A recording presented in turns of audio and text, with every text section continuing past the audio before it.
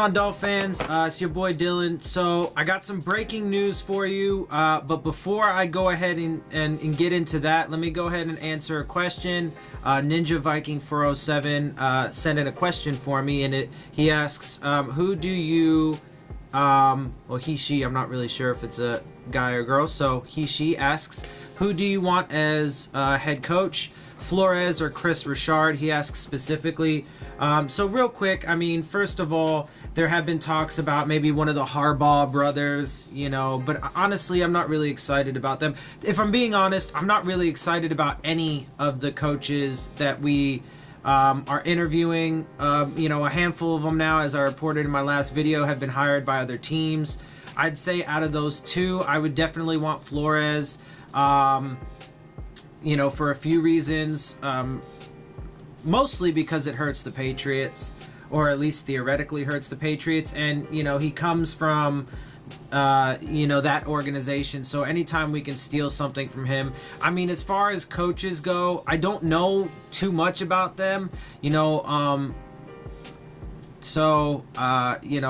only know, and, Flores, he only had last year as a defensive coordinator. Honestly, I really do like Darren Rizzi, so I think he deserves a fair opportunity. But if I'm being completely honest, I'm finding it hard to really get excited about any of these head coaches, and it kind of sucks, if I'm being honest. I was excited about Gase, man. I really thought we had something special with him. And as you guys, if you watch my, channel regularly, you guys know that I'm extremely disappointed that he got fired by the Dolphins. So, I hope that answers your question. I would definitely want Flores over Richard. But I don't know. We'll have to see. I want some. For me, I just want a coach that's passionate, that's driven, that can rally the team, is a good leader, that supports his quarterback and builds a positive culture, and so whatever coach is gonna do that for us, is who I want. I don't know who that's going to be, and it could be hit or miss. You never know really until you give them the shot and you give them the chance. And that's part of the reason why I believe that front offices and coaching staff should have 5 years, man. I think you need to give ample opportunity. So the breaking news that I have for you is that the New York Jets have officially hired Adam Gase. So if you follow me on Twitter, I've put out a couple times that, and I may have even said in one of my videos, that if the Jets hire Adam Gase, he is going to make Stephen Ross look like a gigantic fool for firing him. Adam Gase now has, a quarterback that is going to be going into his second season. He was a rookie last year. They have a solid defense. And they have some good players to work with and everything. Now, obviously he's going to be, a first-year head coach with the Jets, so naturally he's going to have time to get the players he wants and build the culture, which any coach does. Any coach has to. It's just part of the job, but, so it's... But I guarantee you, hear me now, quote me later, he's going to embarrass this team. He's going to embarrass this team, and he's going to embarrass this franchise. I hope I'm wrong. All of these things that I've said about this situation, I really do genuinely hope I'm wrong. But unfortunately, from, everything that I have, and obviously I don't have, every bit of information possible. I'm not an insider. I don't know, what Stephen Ross is thinking, or the, Greer, or any of these people, blah, blah, blah, blah, blah. But from the information I have, and, it seems that all evidence is going to lead to the eventual outcome that this will prove to be a terrible, terrible decision by Stephen Ross. So once more, I hope that I'm wrong about this, but, it just, I don't know. I'm an eternally optimistic person. I'm always going to be, positive and try and find, the bright spots and the silver lining. But unfortunately, it's just, Steven Ross has lost my confidence. You know, I feel like he makes all the wrong decisions at the wrong times. You know, so, you know, first of all, hiring Philbin was terrible. He didn't support Tannehill when they took him 8th in the draft.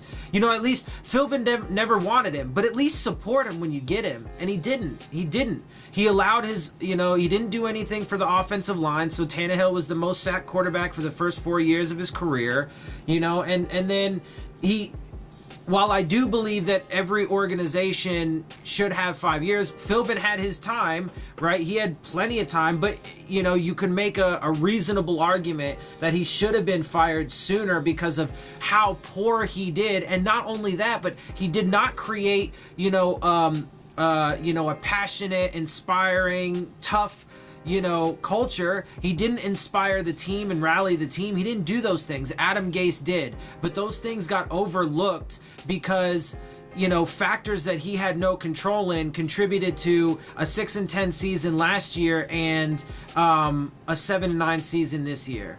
And he got fired, in my opinion, premature, and I believe that if he was given next year, at least next year, he would have proven that, as Albert Wilson tweeted out, if he would have given him if he would have had one full year, Albert Wilson would have shown what a genius that Adam Gase is. And it's disappointing. So it's hard for me to see the silver linings. And honestly, I'm not really excited about any of these coaches. I was excited for Adam Gase. So for me, I got to be proven otherwise. Steven Ross has not proven that, when it comes to the football aspect of him running this organization, that he's not capable of making the right choices. He's great with the community service. He did a wonderful thing building the stadium, and I love his perspective that he feels as if the owners should be responsible for that, because they should be. They make so much money off of being an NFL owner. It's insane. Steven Ross is a billionaire. So, come on, man. That only makes sense. But when it comes to the football decisions, he's just not good at it. He just doesn't have the knack for it. He doesn't have the whatever. And like I said, he just seems to always make the wrong decision at the wrong time. So, obviously a lot of this stuff has to play out, and we'll wait and see. But that's how I feel about it. And unfortunately, from my perspective, it doesn't look like, things are moving in the right direction anymore. And I'm to me, it just feels like we took a long drop, off the side of a fucking cliff, and it's anyway. So I'm trying not to be too negative here, but I gotta be real with you guys. I gotta keep it real, and I gotta say it like it is. So that's how I feel about it. Like I said, I hope I was able to answer your question. I know it's probably not exactly, what you were hoping for or what you wanted, but that is how I feel about it. If I had to choose, like I said, Flores would certainly be the one. But, again, I was excited for Adam Gase. I really felt like he was going to be the next Don Shula for us, and he wasn't given the chance. He wasn't given a fair chance. So we just have to see how it plays out. So anyway, guys, I'm going to go ahead and cut it there. I'm going to stop repeating myself because I know I've said a couple of these things like a few times now in this one video. So I'm going to end it there. I hope you guys do, enjoy my videos. I hope you guys like my perspective. At least, listen to it and can respect it. That's, all I ask for, because I like to be at least a different perspective.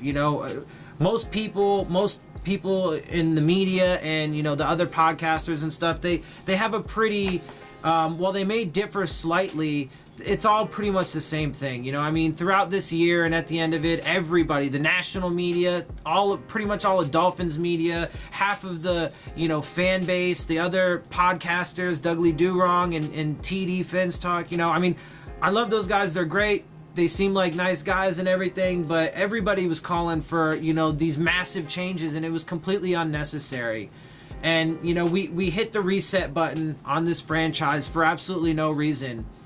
And, yeah, so anyway, again, I'm gonna get off my tangent. I'm gonna leave it there. I hope you guys do like my videos though and what I can provide for you. If you do, make sure you hit the subscribe button, make sure you hit the like button, make sure you hit the bell if you want to get the alerts. Leave your questions, comments, and concerns down in the comment section. As you see, I am happy to answer those for you in video and address you guys and give you the shout outs. I love doing it, love interacting with y'all.